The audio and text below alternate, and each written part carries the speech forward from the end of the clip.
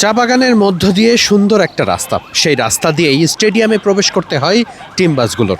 সকালবেলা টেস্টের জন্য যখন বাংলাদেশ আর পাকিস্তান দলের টিম বাস স্টেডিয়ামে প্রবেশ করে, তখন সেটা দেখতেও অন্যরকম ভালোই লাগে। তানজিদ হাসান তামিম জানালা খুলে সেই দৃশ্যই দেখছিলেন।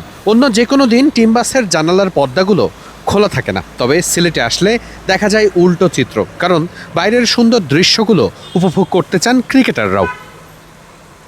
টেস্ট মানেই বাড়তি আয়োজন আর বাড়তি সতর্কতা, তাই তো মিরপুর শেরেবাংলা জাতীয় ক্রিকেট স্টেডিয়ামের মতোই সিলেট আন্তর্জাতিক ক্রিকেট স্টেডিয়ামেও নিরাপত্তার প্রোটোকলে এতটুকু কমতি ছিল না।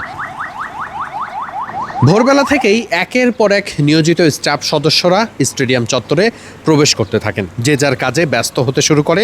খুব স্বাভাবিকভাবেই প্রত্যেকের কাজে দারুণভাবে কমিটেড, যে কারণেই খেলাটা ভালোভাবে আয়োজন করা সম্ভব হয়। সিলেট আন্তর্জাতিক ক্রিকেট স্টেডিয়ামে বৃষ্টি বিঘ্নিত একটা টেস্ট ম্যাচ শুরুর আশা করছে সকলে। যদিও টেস্ট ম্যাচের সকালটার একটা ভালো খবর আছে বটে, কারণ সকালে রোদ উঠেছে, আকাশে মেঘ তেমন একটা নেই, যে কারণে ঠিক সময় মতোই খেলা শুরু হতে পারে সেই প্রস্তুতি চলছে বেশ জোরে সোরেই।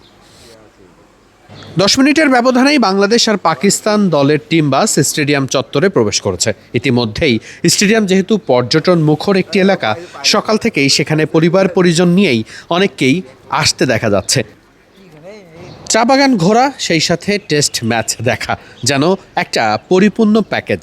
সেই সাথে সিলেট স্টেডিয়ামের এবারের এই টেস্টেও থাকছে ঢাকার মতো বাইক পুরস্কার। ইতিমধ্যেই সেগুলো স্টেডিয়াম চত্বরেও আনতে দেখা গেছে সকাল সকালই। সিলেট থেকে এটাই ছিল সবশেষ আপডেট।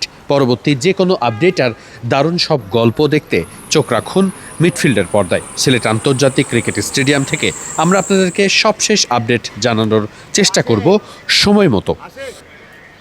সিলেটে এখন আবহাওয়া বেশ ভালো, খেলা শুরু হতে পারে।